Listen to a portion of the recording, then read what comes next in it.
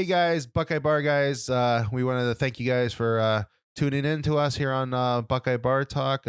Great show we got coming up today. We're really looking forward to you guys listening and watching it.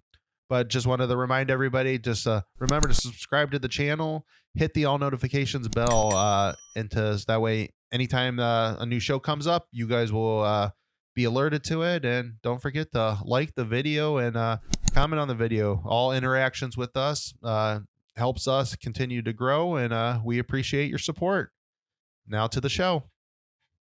Welcome back, everybody, to Buckeye Bar Guys here on Buckeye Bar Talk. I'm Mike. And I'm John.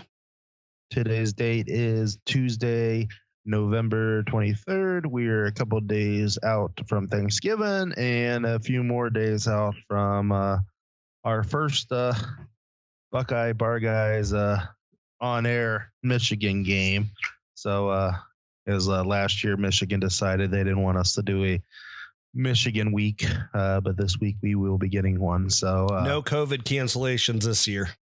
Yeah, no, they were a little pet peeved when that they were accused of backing out of last year's game, but whatever, they can deal with that, I guess. Yeah, that's the way I look at it. All right, so today's show, we're going to talk about Michigan State, the last game's win. We'll do something a little different. We're actually going to go over Big Ten Conference and some of the national games to look forward to this week. After that, excluding Michigan, as we will talk about them later in the week. And then we're going to talk about the rankings. Buckeyes moved up to number 2. We knew we were at least moving up one spot with the Oregon loss, but we officially jumped Bama too. So we will get into that. And then we will have a show on Friday. We'll record a show, which will be everything and all things, the hated team from up north. And then we will give our score predictions for that game. So looking forward to that one.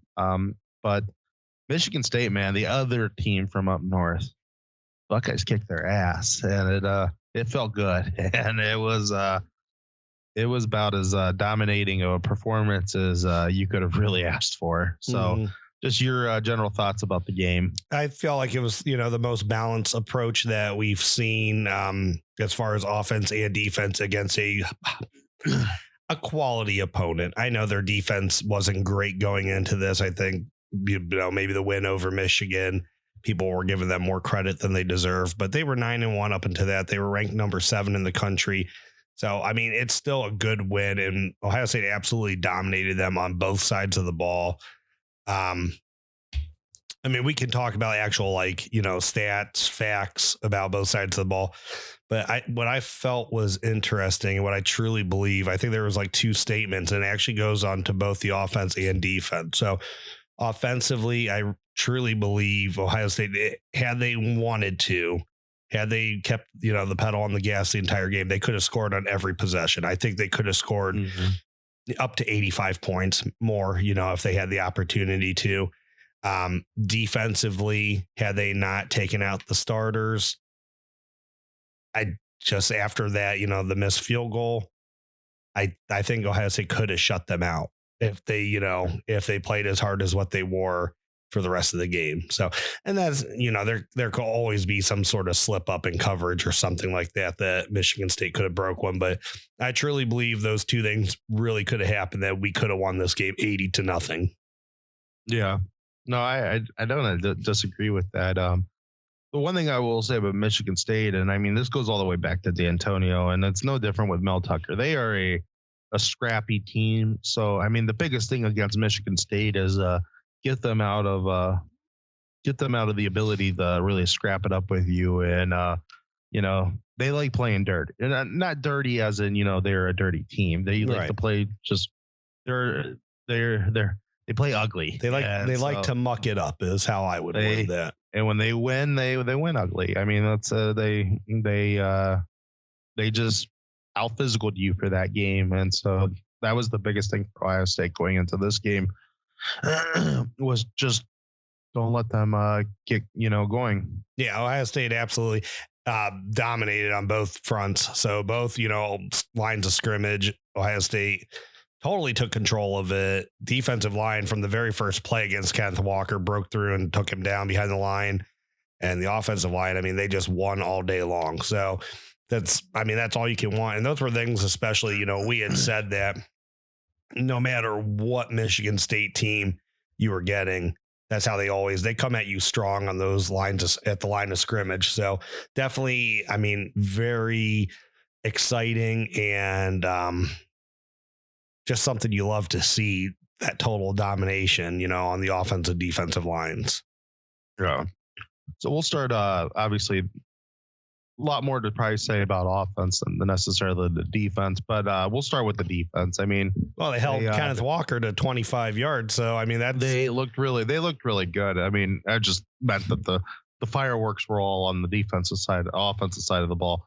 You know, they started I wouldn't say slow. Just the first couple of series, you know, they gave up a lot of third and longs. Like they got them to. That's been a problem. That's been a recurring problem this year. And so I think, you know, going forward, that's definitely something I would like to see them step up a little bit on. You know, not give up the third and longs. I mean, they're not even third and shorts. And you would think against Michigan State, you get them into, you know, 3rd and 8+ that, hey, you know, this is prime to get them off the field. And especially when, you know, so much of their game plan is built on Walker. And, you know, they have good receivers, but they had, I believe, one or two of their top guys were out. Mm-hmm. You know, good tight ends they have. But still, I mean, it just seemed like every third and long they faced in those first two series, which was a few of them, that they were getting first downs on. So just something going forward to clean up, I would like to see. I don't know. But like, outside of that, yeah. On the third and longs, I was just to kind of chime in, piggyback on that. On the third and longs, I mean, it seems like a lot of times like they are getting like semi-aggressive and blitzing. It's just like the blitzer never gets home. And I don't know, like, is where they're hitting the first downs? Is that like, are they feeling like, is that where the blitz is coming from and no one's like replacing the blitz? I don't know whether, you know, what the problem is there, but that seems like a lot of it is like they do try to be aggressive on the third and longs, and it's just like nobody ever gets home to the quarterback, and he just has just enough time to find a tight end for 8 yards. Yeah, and every one of those first downs were literally right at the marker, like within, you know, maybe a yard or two pass, but some of them were literally right at the marker. So it's like, you know, Ohio State's playing decent coverage on it. It's just that, and you know, for whatever reason, yeah, the quarterbacks are just finding those pockets, and you know, so maybe just come up maybe with a different type of blitz or maybe a different type of stun on the line of scrimmage. Because I mean, you would think, especially as good as the defensive line played in this last game, that they could have really maybe they're just being a little too vanilla, dropping enough guys or whatever, and then just maybe just doing straight bull rushes and stuff, or maybe try stunning a little bit, you know, around stuff and see if you can get a guard confused somewhere. Couple things on defense that really impressed me. So I know Denzel Burke, he gave up 2 receptions pretty early. I mean, one, he did force a fumble that they didn't call, which was ridiculous, but that guy keeps getting screwed on like great plays that he's making. But both of those catches he gave up, he actually had pretty good coverage on both of them. Just like the one was, you know, a back shoulder pass that the Michigan State receiver was able to kind of, you know, react to, change his positioning to, that he was able to make the catch. And then that last one, the fumble, like we talked about, I mean, Burke was in good position. The guy just kind of boxed him out, but Burke didn't let him go anywhere with it. And he knocked the ball out of the guy's hand. It should have been a fumble. They called it incomplete, which I don't know how someone could chop their feet 4 times after catching the ball. I think he even tucked it for a second and then he extended it, and they called that an incomplete pass. So that was garbage. And I'm sure you might want to talk more about the defensive line here in a little bit too. But one thing that really stood out to me about the defensive line, the awareness to jump up and deflect the pass. Oh yeah. I was really excited about that. It's like the one thing they really haven't tried all year, you know, when you're not, and you got some tall guys out there, I mean, even outside of Harrison, I mean, you're not going to get to him, you know, put your big paws up there and try to knock the ball down. And I think that maybe going forward, you know, that's a big deal because, you know, some of the core, I mean, McNamara, not to the hugest guy in the world. I mean, they should be able to knock a few of his passes down. I mean, going forward, I mean, that could be a huge thing for this. I mean, if you're not going to get to the guy, stop them there. Well, yeah, that awareness that, hey, I'm probably not going to make it to him, so let me get my hands up, let me jump in the air. Now, I mean, you're going to probably, I'm not giving Michigan, any credit till I see them. I'm sorry. That's just how I am. And, I think they've been frauds all year, but you're going to play a big line against Wisconsin, most likely in the Big Ten championship game. And then, whatever could happen after that. So it could be more difficult being able to jump up and knock those passes down when you get those big bodies on you, but definitely something, good practice right now to get into, because that was huge in this game that, they weren't getting there, but Thorne was throwing it into the defensive line's hands and nothing was happening because of it. Yeah. Also, kind of another thing I like about that is it kind of gets you in the mindset if you're not going to get there, to stop and kind of be aware of your surroundings, because, stuff like that, just the ability to be just a little bit more patient at times, it's easier to snuff out a screen that way. Yeah, absolutely. Or make it get over to the sideline. Yeah, I figure probably we'll see it this week. Somebody's going to see if they can get Ohio State's defensive line aggressive and, throw a screen in behind them and, Corum, somebody like that. I mean, thinking about Michigan, I mean, he could be very dangerous in a situation like that. So it's kind of good, just good practice right now is that, hey, if you're not going to get there, be aware of everything that's going on behind you and stop and, get your paws up and then because of that right there, you might not realize it, but you could, just by stopping like that, you could slow a screen pass down because, now, the defensive players are now in better position. Or just that awareness. I mean, not only that, kind of goes along with that, but with that awareness, that extra, that can make the quarterback try to throw the ball just a little bit higher. That's going to make it get to Corum slower. And again, not just like slowing down and like, hey, let me diagnose this, let me see what they're doing. And then, oh, it's going to be a screen pass. I can get there now because I'm slowing down. But now what you're doing by getting your hands up like that is you're changing the trajectory of the throw. And that's letting your linebackers, that's giving everyone else just that half second more to get there, which is huge. Both the linebackers and the secondary, it gives everybody that split second to come up a little faster to begin reacting to it. And obviously with the screen pass, the biggest thing is many hats as you can get in there, the better, because, the whole point is just to have more guys than what they have offensive linemen blocking. So, right. And they can't move without the ball. So he has to, wait for that to get there. And that just helps those guys get into position quicker. So definitely goes along with what you were saying that, that sort of awareness helps the whole defense be in better position on those plays. Yeah. I was actually, and I knew he would do really well probably in this style offense, and I'm expecting big things out of him out of Michigan too. Definitely been really impressed with Eichenberg over the last, every week it seems like he does a little bit better, to where I was really upset with him early in the season.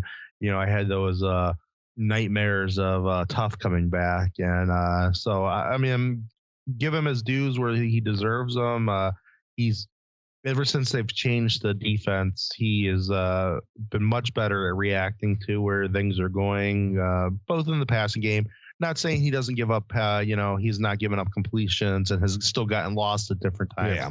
It's just far less than what he used to. And it's better seeing him, somebody like that, on a tight end than necessarily a wide receiver. And, early in the season, it was like a continuation of last year where it was like, why the heck is my middle linebacker, squared up on their slot receiver? Where he failed and had issues against Mo Ibrahim, him and this defense stepped up against Kenneth Walker. So I think that, that's reassuring. That's a very welcome sign, but it wasn't just him, because there was a play that Lathan Ransom blew up a blocker and Eichenberg hit the right lane for that, the right gap. And that was things that just wasn't happening earlier in the year against different teams. And they weren't always on Eichenberg. Sometimes it was the other linebackers or safeties. They were shooting the same gap as him. And so there was, gap integrity for all around on the defense. And when you're doing that, you're not taking yourself out of the play because two people are going after one blocker. You're having one guy take out one blocker and the other guy is going to make the play. So things were going much smoother. This was a good offense for Eichenberg to show up. And he has showed up against Nebraska. He showed up against Penn State. So we know these type of offenses are going to be kind of where he shines. But, yeah. And but he played better. Yeah. And going forward, he's still going to be able to shine over the next couple of weeks. Mm-hmm. This coming week, it's almost maybe, I mean, I know Michigan State beat them, but I still think Michigan's probably the better of the two teams. Mm-hmm. It's kind of the same thing. It's just, you don't let the running game get going. And then I just don't think they can beat you one dimensionally. Just like I didn't think Michigan State could beat them one dimensionally. Exactly. I agree. Defensive line, before we move over to the offense, the defensive line, it's just the depth is just now really starting to flow. It's just like, all the way back down to the freshmen on the defensive ends, like, Baptiste and Harrison. And Tyreek had a hell of a game. And, he was in there how many times in that game? And he's coming now for blood. And, JTT and Sawyer are both looking really, really, really good. So it's like, the defensive ends, those five are just playing phenomenal. And then, my God, the defensive tackles. This is probably the most impressed I've been with the defensive tackles in a really, really long time. It's like, it doesn't matter which pair is out there. They're like just dominating. Yeah, I know. There are times like Taron Vincent's getting more playing time than Haskell Garrett. And you're like, wait a minute, Haskell was our dude last year. And he's been pretty good this year. Really solid. And he, you would think like, man, you don't want to see someone else getting in those 3 tech reps over him, but Vincent's doing fine. And Cage and Williams and Jackson. Antoine Jackson. Yeah, they're all playing like very high level. Ty Hamilton, they're playing well out there. So I love what I'm seeing out of those guys. The tackles got depth, but they're making plays too. It's not just like, hey, our tackles our ends are, they are the cream of the crop of this defensive line. And our tackles are okay. They can stand up, they can, do their own thing. But no, the tackles, like half the time you might say that they're more disruptive than the ends have been. Yeah. Over the last several years, the one thing you would say about the tackles, we've always had good tackles on the team. It's just not necessarily we had the depth always showing up at the tackles. They'd leave and you'd be in trouble, or you never really had a true one that you'd have 2 3s out there. Just the bigger of the 2 3s would be playing a one technique, which still kind of is a thing that's going on when Tyleek's not in there, but it's just, you're getting a ton of production out of these guys, and you have since Larry Johnson's been there. So I don't want to make it sound like the tackles have not been good or they have not been one of the better parts of the defense. But like you said, you have never had the depth at the tackle spot like you do right now. Yeah, definitely agree. So all around the defensive line is just starting to really, really, really play phenomenal football, and I'm enjoying it. Mm-hmm. Now, other side of the ball, you want to talk about enjoyment. Last week was just like talk about just how euphoric it was just watching them just be as dominant as they were. And they just killed them. It was from 500 yards. They had 500 yards of offense in the first half. 50 points and 500 yards. It was 49 points, but basically 50 points and 500 yards. And you were right when you said at the beginning, they literally could score if they would have just kept everybody in the second half. There's no way in hell Michigan State. I don't even know if they would have punted once in that game. They were just if you have the same mindset, and Ryan Day obviously wasn't going to go try to upshow Mel Tucker. I mean, that was, you got Master Teague, a lot of good touches in the second half. He did very well. So yeah, you didn't have to do it. You didn't have to go do that, do anything worse to Mel Tucker than what you did in the first half. Yeah. All right, receivers. So when we're talking about just the 500 yards, the 50 points, CJ Stroud is, we'll get to him in a second, but let's talk of just the receivers, all that talent that, the reason why CJ Stroud should not win the Heisman Trophy. Well, yeah, Chris Olave averaged 20 yards of completion. Garrett Wilson averaged 18 yards of completion. So both had 7 receptions on the day, 2 touchdowns apiece. Olave had 140 yards. Garrett Wilson had 126. Jackson Smith and Jigba, Mr. Reliable in the middle, had 10 receptions for 105 yards and a touchdown. So, yeah, CJ Stroud is just absolutely loaded with these 3 receivers around him. But, he's still a pretty impressive guy. He had as many touchdowns. He had 2 touchdowns per incompletion in this game. So, yeah, you can say all you want about the talent around him, but they weren't bad throws. He had 3 incompletions. We'll get to some of that rhetoric here in a second. Where are we at? I know you got the stats up, I believe, in front of you. Where are we at on the other 2 joining the 1,000-yard club? The 3,000-yard receiver watch. So Wilson is 61 yards off, and Olave, if my math's right, it's 152 off. Okay. So both are doable in this game. Yeah, the both are doable in this game. I think Wilson will definitely do it. Olave will probably have to wait another week. Doesn't mean he won't get another 100 yards. It just, 150, that's a mountain to climb for a wide receiver. And even though he's obviously done it in the past, they've done it with a couple receivers this year. It's just, but they're all going to get there. That will happen. Mm-hmm. All right. Excuse me. CJ Stroud. So before we get into the stupid rhetoric that he's, should points be taken away from him because he's just loaded. This kid, he's come so far from the beginning of the season, to the point that, it's arguable and I might get beat down about this by some, but it's kind of hard sometimes to see that, the difference between him and Justin, what's left off and going to the next guy. He's just as prolific now. He's getting the ball there. It's different. I'm not saying they're the exactly carbon copies of each other. They're not, but Justin Fields was a generational talent in college. I know, but but it's not like they've lost a beat. No, and they haven't. That's all I'm trying to say. It's this is really to the point, you're literally have went from one legitimate quarterback to the next legitimate quarterback. And it's the offense is not, it might have took a couple games to really get going and stuff. And, a lot of that might've been his shoulder, but now it's a well-oiled machine and, they are looking just as unbeatable, if not more unbeatable than, offensively than they've looked in the Ryan Day era. Does Day kind of have to, how do I word this? Ryan Day is a hell of a play caller. He's a hell of an offensive mind.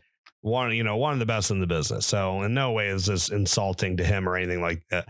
But his offense runs best, I think, when he kind of spreads it out more and plays more college football spread offense, as opposed to sometimes tightening everything up and doing the pro style that he likes to do. And I could be completely off base. I'm sure there's probably numbers out there that totally, debunk that.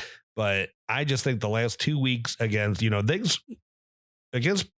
Penn State and Nebraska, I'm not going to say offense was ugly, but things weren't going as smoothly as you wanted to.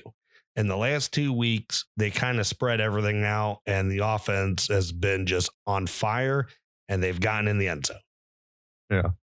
where I will say, I can definitely see that point of view where I think you might be just slightly off, as I actually think that he's been more dominant the last couple of weeks because they are moving a lot of formations. They are going from pro to spread. Yeah. You know, they're moving guys a lot more than they've been doing in the past. They're doing a lot more motions. They're doing a lot of shifting. And they're like getting you into a formation and then defensively, and then they're taking you out of that formation. And, you know, and they're trying a lot of different things, and he's throwing a lot of different things at you. It kind of feels like 2019 is starting to really feel like 2019, where he showed a lot of different stuff. And that was one of the ways they were so hard to beat is that, you know, I'm going to throw everything on paper and let's see if you can draw up a game plan to go against whatever I'm going to try to do. You're going to see if you can outguess me.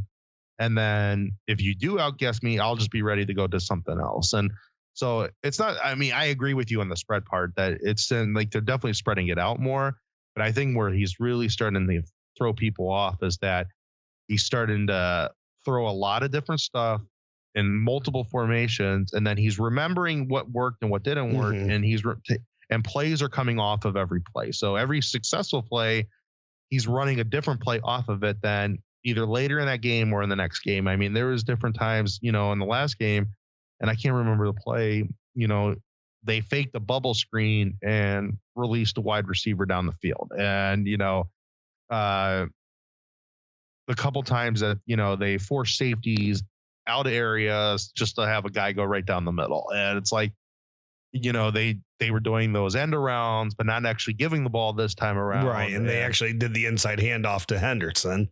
And then, they threw a bubble. RPOs are they starting to do? The RPO is literally becoming now, they're starting to get that down to where that is, it's not that necessarily they're running it a lot. Maybe like Penn State runs it a lot, but they're running it just enough that now that is becoming the Justin Fields, the JT Barrett, whoever running the ball. Right. That is the other option. And, you know, so it's starting to all click that, you know, if Stroud's not going to take that ball down with it, well, you know, don't force him into something he doesn't want to do.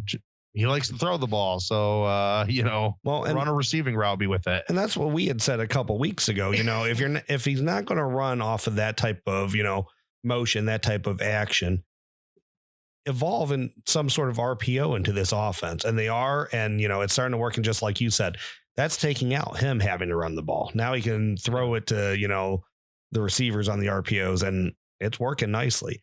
And like we saw, you know, that inside zone run, well, instead of handing it off to Henderson when that defensive end was crashing down, they threw a bubble screen to the wide part of the wide part of the defense, or wide part of the field. So yeah, they're doing so many creative things. And like you said, you know, they're different motions or formations that were successful or plays that were successful. They're running different things off of them. Like what we had said, you know, they did that reverse to Garrett Wilson last week because we had, you know, we talked about it, that these defensive ends are crashing down. Well, you got to do something like that to keep them honest. And what did they do this time? They faked that, handed it off to Henderson, and he had a good gain on it. Yeah, and they ran this one, like maybe one time, I think maybe even a second time, but it was, I know for sure it was with JSN, and they might have ran it again with him. But, you know, that style play, and usually do it with the running backs, where the running back just goes running off to the sideline, and then he kind of just waits as the outlet guy. If the quarterback just needs to dump it off to somebody, and it's usually good for 5 to 10 yards because everybody loses. Well, I know at least once, and they might have did it a second time, where they actually kept Henderson in, or Williams in, whoever was the running back at the time, and they just ran it with JSN. He just stayed there where he was at. They ran all the other routes down the field. Stroud was looking downfield. Nobody was open, so he just dumped it off to JSN. It was a first down. And, you know, and because the coverage is going down the field with the rest of the receivers, and, you know, nobody stays there with that type of player. And, I mean, that's just a nice little wrinkle. You keep your blocker in. You keep an extra blocker in for Stroud, and then you still have your outlet guy. So, yeah, I mean, and they are throwing a lot of different things out there with formations and motions and shifts and play calling and routes and everything else that, I mean, I've never seen a guy like Chris Olave who can just run a perfect route to get open. I mean, the dude's fast, but I mean, he literally beats you just because he can outrun you or out route you to death. And he just gets open, and it's 10 yards down the field. I'm not sure where I heard this. I think I heard it Saturday, though. But, like most Saturdays, I did have a few beverages, so I might have misunderstood the quote as well. But I believe what I heard and what I took is he said that when cornerbacks are man up on him, Wilson, or Smith and Jigba, they take that as a route they're running against air, that essentially nobody is covering. I heard that too. And I think that is, it's cocky as hell, but that's awesome though. And I just want to say, before we get too far away from it, because there's so much praise going around. Obviously it was a great catch in the back of the end zone. There were 3 really great balls, great catches to Olave in this game, but that second touchdown where Stroud is baiting that safety with his eyes to the left side of the field, and Olave just sneaks behind him and he hits him at the back of the end zone. Like, that is the type of stuff that if Stroud's getting that if he gets it with the receivers that he has, they're going to be lethal in these next couple games.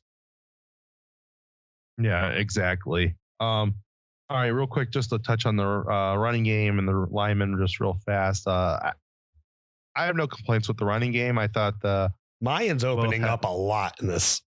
I like how Mayan's running the ball. It's like Henderson, it's like everybody's like focused on him. But you know what? What they haven't done with him, and it's like it feels like they're starting to now bait Michigan a little bit. They haven't really been throwing a lot to him out of the backfield over the last couple of games. And it's like that part of the game is like, and it seems like Day likes to do stuff like that. It's like, oh, we're forgetting this. And now, I could see them trying to run an end around with him, or, run that play again that they ran against Minnesota. It's been a long time since they've shown that. And let's see him it's basically just a quick run to the outside. It's just a quick little throw, and let him get upfield. Yeah. Or, you saw it against, Maryland. He had 2 receiving touchdowns in that game. So it's all out there, and he can make plays on it. We know he can. So, yeah. So I don't know. I kind of agree with you on this. I think that they're kind of just like lulling Michigan in with this, like, oh, we don't throw to our running backs anymore this season. And I would not be surprised at all to see Henderson have a couple big receptions coming up this week. But it's kind of seeming like the Mayan or Henderson that they are also setting up a screen pass here somewhere that Mayan is being super impactful though these last couple of weeks. Just what he can create. That's what having that second running back to take some of this load off of Henderson, that is giving them the opportunity, to go over 200 yards the last 2 weeks on the ground.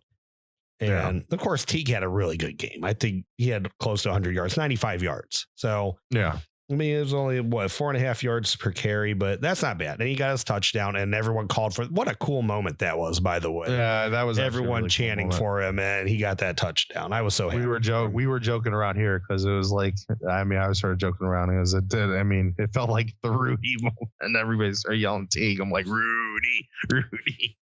Yeah, he deserved it. That was awesome. It wasn't 50-50 balance, but you can never complain about a day that was 449 in the air and 206 on the ground. That's a hell of a day. So it was I think a hell of a performance.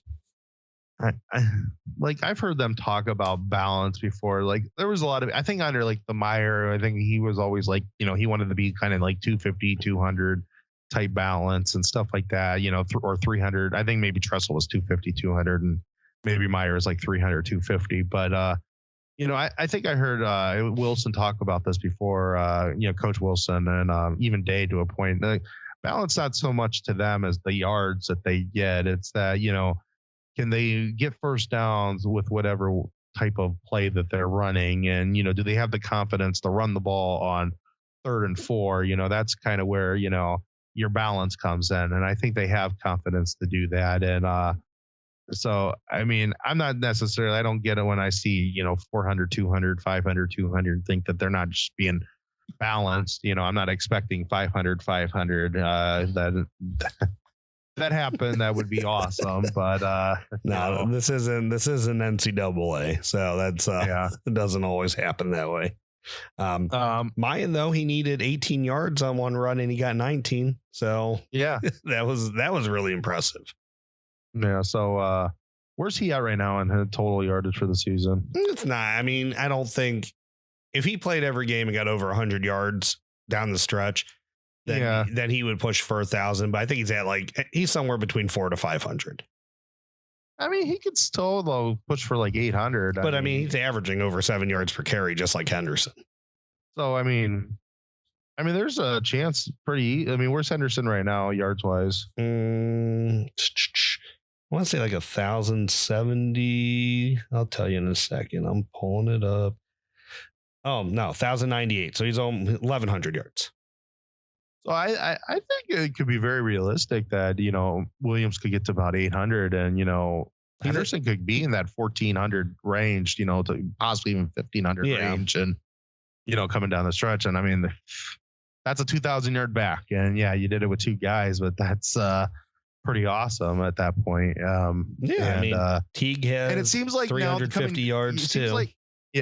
It seems like there was a little point where I was getting a little nervous that they were kind of maybe a better version of 2018, but that they were becoming a little 2018-ish, that maybe they needed just to pick one running back for their primary back, and because all the switching around was kind of hurting them a little bit. And but it seems like the last couple of weeks is that they're kind of showing that they can do this with two running backs and not really lose a beat. So that's nice to see, because that's just keeping their legs healthier, going forward. Oh yeah, Henderson's only had 150 rushing attempts on the year. Yeah. So hopefully he has a lot more gas in the tank. Yeah, that's good. All right. And then not really much to say on the offensive line. They just looked really good, and Stroud was pretty clean the whole game. I think they only got him down twice. Yeah, and I remember one, I think it was on a blitz, and maybe a guard didn't pick him up. I think it came from the middle, if I remember correctly. I could be wrong, but so yeah, they weren't impactful sacks whatsoever. And sometimes, when you get up 35-0 or whatever, sometimes you got to be, the defense will come at you with something aggressive, but it didn't get them off their game. It didn't really, we know how good they are pass blocking, but it definitely seems like whatever was said to them after the Nebraska game, when it comes to run block, and they've been a lot more physical running the ball. And so that's been nice to see. I think that as long as they stay dominant there, it just going to be even more harder to beat them down the stretch. Well, that's what's going to be. I know the passing games ultimately, I think, what wins or loses you a national title, but that's going to be a huge part down the stretch is, if you can stay balanced, stay ahead of schedule, and have yourself in position, that you're, second in shorts, third in shorts, whatever it may be. And, that all goes with the run game. So gotta be getting it done with the run blocking. And no complaints the last 2 weeks. I think so. I think we might have figured some stuff out. Yeah. All right, let's get into some top 25 and then the Big Ten scores real fast before we talk about the rankings. Big one Thursday night. The Thanksgiving Egg Bowl show up. Mississippi State's at home. They're actually a 1.5 point favorite against Ole Miss. I think I know Mississippi State's looked pretty good the last few weeks. The Pirates been doing pretty good there, but part of me thinks that Ole Miss is going to beat them, and obviously so Mississippi State won't cover. But I think it'll be a pretty good game. I think this could be a big shootout. Yeah, I think Mississippi State has a better defense than Mississippi, so that's why it is what it is. But if you look at this, Mississippi's only giving up not even a full point more per game, and they're scoring about 5 more points per game than Mississippi State. I don't know. I don't buy even on the road. I think Mississippi State's going to win this game. I'm sorry. I think Mississippi's going to win this game. Ole Miss wins. Yeah. Friday, I'm trying to think. We'll go with the Cincinnati East Carolina game. East Carolina's 7-4. I mean, so Cincinnati's 14-0, or I mean 14-point favorite. They're 11-0. I think they win. I think they probably cover, but it'll be interesting now. There's now pressure. They're in the playoff right now. So does some of that pressure sit on them that, they got to win out and, they got to win the next 2 weeks. And weird things happen when your body gets off schedule too during season, that you're playing a day earlier and not even like a Friday night game. You're playing a Friday afternoon game. So, I mean, weird things could happen. We saw a very dominant performance against SMU. We hadn't seen that for a couple weeks. So I think Cincinnati ultimately wins this game, but I think it'll be closer than 14. Okay. Yeah, it's kind of interesting to me. It's just, I think Cincinnati probably does cover. It's just, it's one of those things. And now they're going to have you thought they going to have a big target on their back. Now it's like, East Carolina will love nothing more than knock Cincinnati out of I mean, yeah. You think those teams want, I'm sure in a couple weeks, it might not be a bad thing to have one of your guys be in the playoffs. But until you get to that point, they want to knock their guys out of the playoffs. So I think that's going to be a big target on their back. I think Cincinnati. There are still things called trap games out there, Mike. And, that's something that you're playing a good team, but you think you can handle them. You got the conference title game, on your mind. So anything could happen on the road. I think Cincinnati wins, but again, not by 14. Yeah. Let's see if any Friday games I want to talk to about. NC State's a 6-point favorite. They're at home against North Carolina. North Carolina hasn't been really that impressive at all. NC State's 20th in the country. So NC State they cover, they win. I think they cover that. All right, we'll go into Saturday. Georgia is a 35-point favorite against Tech. Yes. Yeah. Any shot that Tech gets the rival upset. So much has to go wrong for them to be able to win that game. I mean, they have to be spotted like 3 touchdowns, and then Georgia not, only get like 1 quarter to make up the difference. And even then, I'm not sure I would take Tech in that game. So, yeah, I think Georgia wins. Georgia's going to cover too. Want to go over this game just because I think this is actually going to be an upset. I think BC, they're a 4.5-point dog, but they're home, and Wake Forest has looked kind of shaky the last few weeks. I think BC knocks off Wake Forest. Yeah, I see that too. I think Wake's probably just done now that, they lost to Clemson and just not feeling very good. So, yeah, I can see them being down and just dropping another one, especially on the road. Yeah. I lost my spot, but I was going to go to Alabama, Auburn next. I know Alabama is a 19.5-point favorite. Does Auburn have any chance in this game, or is this all Bama here? I mean, Bama's looked rough a couple weeks without Bo Nix. I find it hard that Auburn would have, and I can't believe I'm like giving Bo Nix that sort of credit, but I find it difficult to believe Auburn could win this game. Yeah, I know Bama struggled on the road against Auburn. I mean, they lost the last 2, right? Yeah. So, yeah. And I mean, 3 of the last 4 they lost. Am I doing my math right here? It's something like that. Yeah, you're correct. 13, 17, and 19. They lost all those. So it happens. I don't know. In Alabama, I think they are kind of overrated this year, but I'm going to say they win. I'll say, though, rivalry game, Auburn can keep it closer than 3 scores. Yeah, I think it's going to be a closer than I think Auburn will cover. It's just I think Alabama is going to win. Mm-hmm. Civil War, Oregon's coming off that big loss. They're a 7-point favorite. They're home. Oregon State's been good this year, and I think Oregon State gets them. And they need to win that game to have a possible shot. I mean, they're still in it if Washington State loses. So, so yeah, I think Oregon bounces back. I also think they cover. I think they'll win by 10. Okay. But I think it could be a good game. I think they'll pull out towards the end, and But I think Oregon State's going to be a much tougher challenge for Oregon than maybe even Oregon thinks. Yep. And then just one last game I want to hit in the top 25 before we go Big Ten. The big one, Bedlam, nighttime. Oklahoma State's a 4-point favorite. They're home. Do they knock off the Sooners? Or is the Sooners going to do this thing that seemed like they do every year where they regain their composure at the end of the season to, after a loss and they're somewhere and then they come back up and they win the Big 12. Sure. I mean, they don't call Oklahoma State the Michigan of the Great Plains for no reason, Mike. So yeah, they can't win this game. They don't do it. Oklahoma's going to beat them. Oklahoma's going to beat them next week too. Yeah. Yeah, I kind of I think that's the case. I think Oklahoma's going to beat them.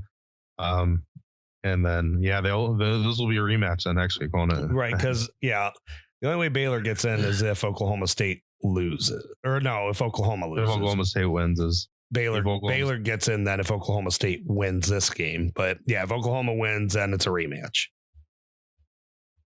All right. Quickly, let's hit the Big Ten, and then we will talk about the rankings real fast. Okay. All right. Friday, Iowa's 1.5-point favorite at Nebraska. I know Nebraska's playing everybody tough and all this stuff, but it just, I don't know. It's an easy cover because I just think Iowa covers. They win by 5, 3, 5, 7. I think you're exactly right though with the number there. I think they're going to win by like 3. So I think they do cover, but in no way is Iowa like going to blow the doors off Nebraska. It hasn't happened to this point. I don't think it's going to happen. I was impressed with Nebraska last week. There was a point in that game where I thought early in that game, I'm like, Wisconsin's going to kill them. Because we talked about that last week. I'm like, is this the game where Nebraska just finally gets blown out? And it just seemed like early in that game it was going to happen. And, kudos to Nebraska, man. They talk about, Frost should get another year just about how tough that they've played for him you got to win one. Maybe this will be it. One more year. The big barn burner, Rutgers and Maryland. I don't have their. It's always the team in that position where I never have their thing. I don't think they like putting the spread up for the Rutgers game. Let me see.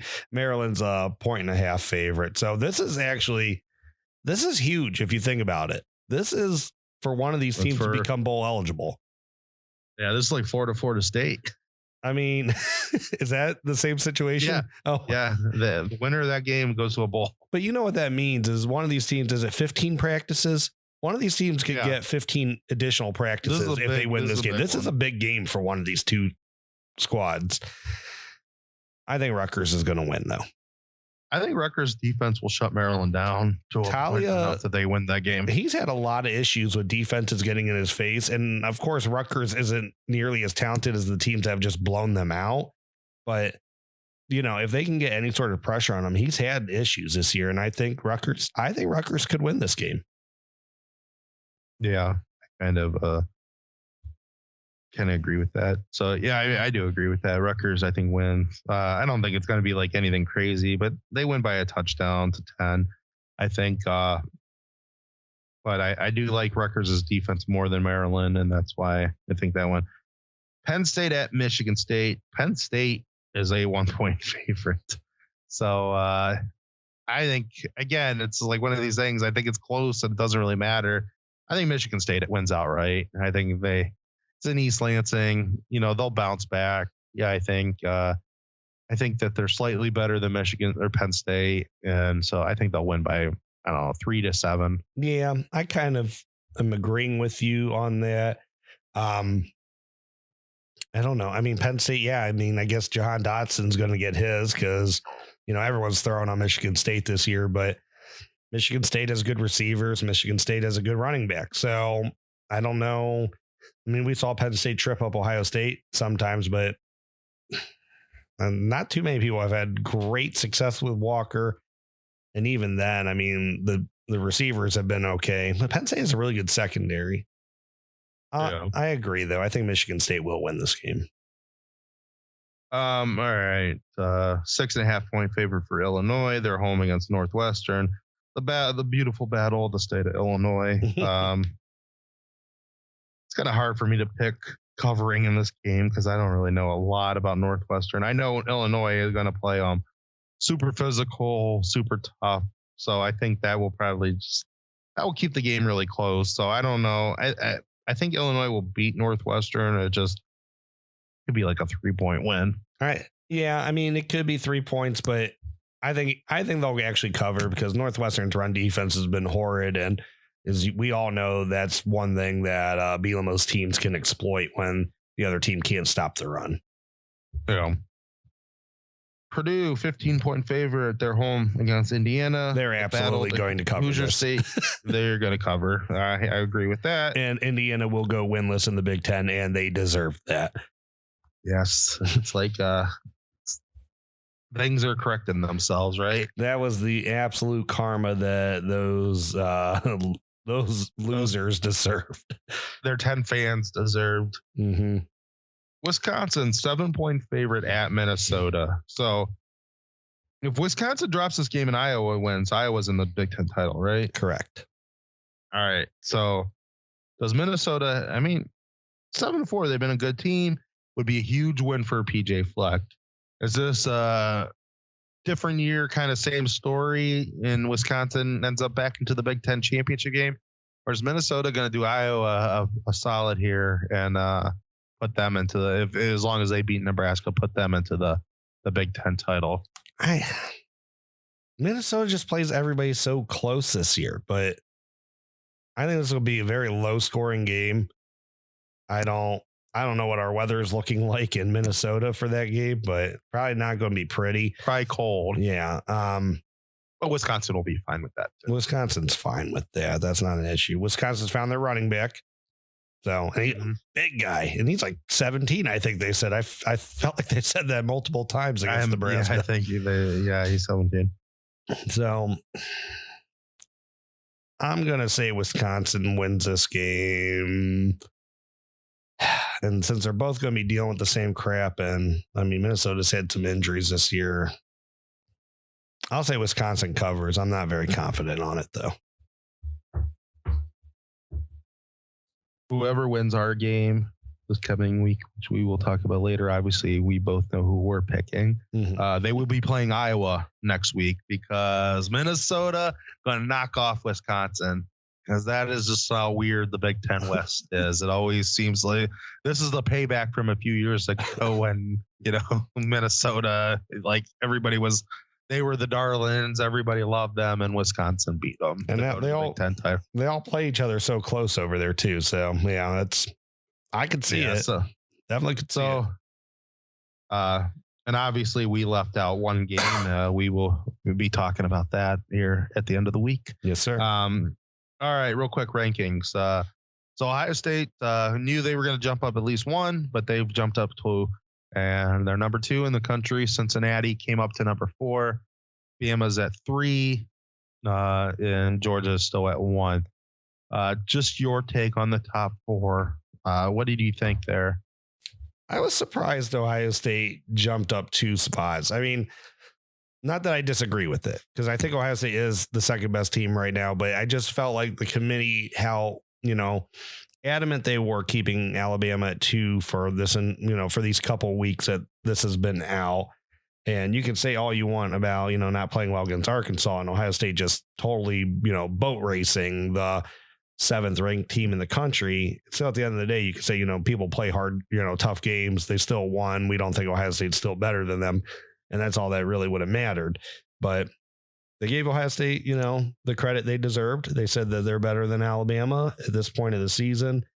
I don't know. Sometimes with the rankings, you want them to be fluid. They don't always got to be fluid for the sake of being fluid, though, that you could say, hey, Ohio State looked better than Alabama this week. I still think Alabama's a better team. But, of course, I agree with these. I think Ohio State is a better team than them. I was a little surprised to see them go up to 2. I feel good though going into this game this weekend. I don't think Ohio State will get a big head or lose sight of anything because we'll talk about it, but they're playing the number 5 team. So Cincinnati went to 4. I kind of thought maybe Michigan was going to jump them. I'm glad they didn't, because at that point, what can Cincinnati do at that? You're just saying right then and there, like, there is never a chance a Power 5 team could make the playoffs if they go out, do what you've asked them to do, beat up a really good team in SMU, or, a good mid-level team in SMU, and then you still, jump them. So I'm glad that they went up to 4. As insufferable as I can find their fans to be some of the time, still they deserve to be where they're at. Alabama didn't do anything wrong to be out of the top 4. So, I'm happy that, they're still up there. And of course, Georgia, they're not going anywhere when way they keep winning. Georgia's in the playoff. I think that is I actually think that's the only one that's sure right now, because I don't think an Alabama beating them is knocking them out from number 1. No, I will say this. I really do believe that they moved Alabama to 3 because they don't want Alabama in position to make the playoffs if Alabama loses. Yeah. And I think that if Alabama loses a close game at number 2 and then they have 2 losses, there's going to be a lot of arguments then. Well, is Alabama still a better team at 2 losses than this team at 1 loss, or Cincinnati at no losses? And you're going to hear that a lot. With this, I think it's guaranteed for them that, they have Notre Dame out there with 1 loss, which I think is the easy move up team if Alabama loses. I personally think right now, if Oklahoma wins out, Oklahoma's in. If Alabama loses, if Oklahoma State wins out, I think they're probably in over Notre Dame if Alabama loses. And then it kind of Notre Dame is the 3rd team in that. But I think they want to kind of set up 2 possible teams that could jump Alabama if Alabama, drops this game against Georgia. That's just my personal opinion on it, that I think that they just want they don't want the controversy that Alabama's number 2 and sitting there. So to me, it's a good thing for Cincinnati by them putting him at number 4 this week. To me, all they're saying to Cincinnati is all you got to do is win out. That, they're going to have an actual conference championship win if they win out. It'll be against a good Houston team. And so, just win out and you're in. And that, 7-4 East Carolina is not a bad team. That, they'll have enough firepower with the Notre Dame win and Notre Dame being as high as they are. And, Notre Dame's going to finish out here. They're going to beat Stanford this week, most likely. That's going to be a good victory. I mean, Cincinnati arguably, has, outside of possibly Ohio State or Michigan, they're going to have the best win in the country. Best wins, So, I mean, that's something that's going to go for them and it's going to stick there. So that's just my opinion. I think whoever wins the Ohio State-Michigan game, as long as they win out, that they are the number 2 team in the country. I think that is I don't see them because I think if Alabama beats Georgia, Alabama's going up to number 1 again. And, Georgia obviously wins out. They're staying at number 1. So I don't think Ohio State or Michigan can move any farther than number 2. But, I'm fine with that. Let's go beat Michigan, go win the Big Ten, and go get set up for the playoffs. I mean, can Notre Dame, and I know a lot of things can go wrong that Notre Dame can move up, but I mean, they're for sure moving up 1 spot this week because Ohio State, that's just out of the fact that Ohio State and Michigan are playing each other. So they're going to move up 1 spot. Can a team that's not playing, I mean, we saw Ohio State move up from 6 in the initial college football playoff rankings, because they beat the crap out of Wisconsin in the conference title. They were the last, and they were the last one. Can a team that sits that week, can they do enough to jump even 1 space without people losing in front of them? No, I guess Alabama's going to have to lose. So can they do enough to hold? Can they do enough to hold off a team jumping them from the back end?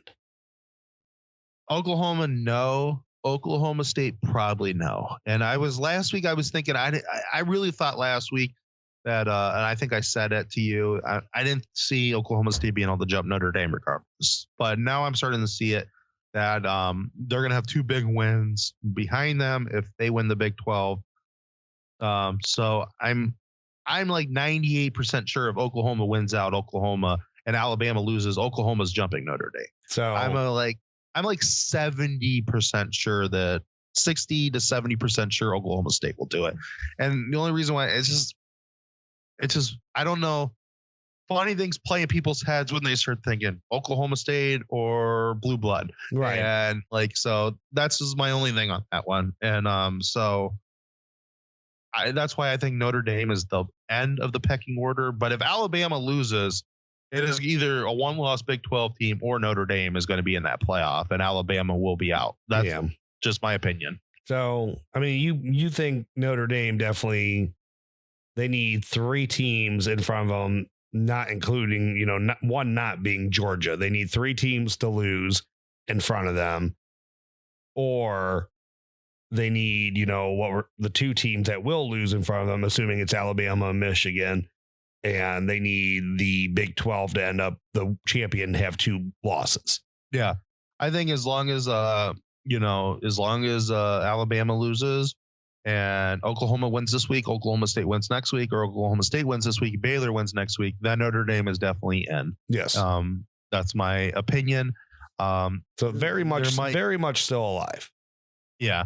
If Oklahoma State, now they could still be in front of Oklahoma State. That's the one caveat. Like I said, I'm not as about 100% sure on them as I am with Oklahoma.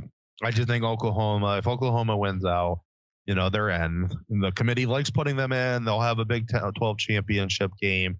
And actually, Cincinnati might not like that, because I think Cincinnati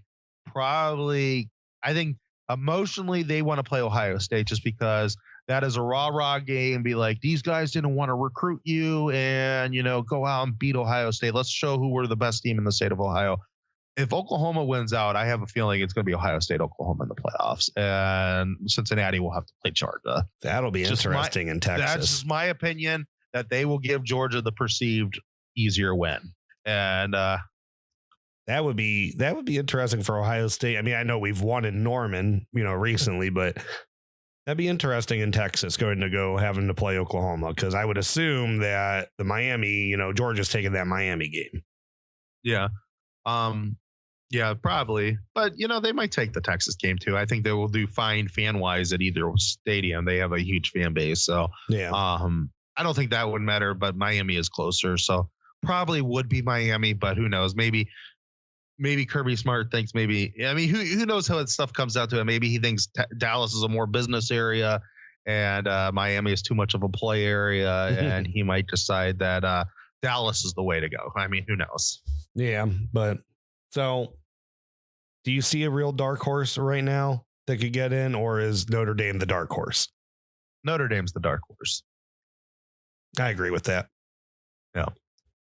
Be really interesting if the Big 12 all ends up with 2 losses and Notre Dame somehow Stanford beats them. Then then Alabama they're staying in. Then losses. Yeah. That will be interesting. God, I don't know. So, I mean, Stanford beat Oregon, so who knows? I guess anything's possible. Yeah. All right. I think we'll call that for tonight, and we'll be back here at the end of the week to talk about the big one. All right. Well, thank you, everyone, for stopping in tonight to the Buckeye Bar. I'm John. And I'm Mike. OH. IO. Thank you for tuning in to this week's Buckeye Bar Guys on Buckeye Bar Talk. Don't forget to subscribe to the channel, hit that all notifications bell so you see when new content is added. And please remember to like and share so we can grow our audience. Don't be afraid to comment. We want to know what you're thinking, and we want to know what content to add for you guys. OH. IO.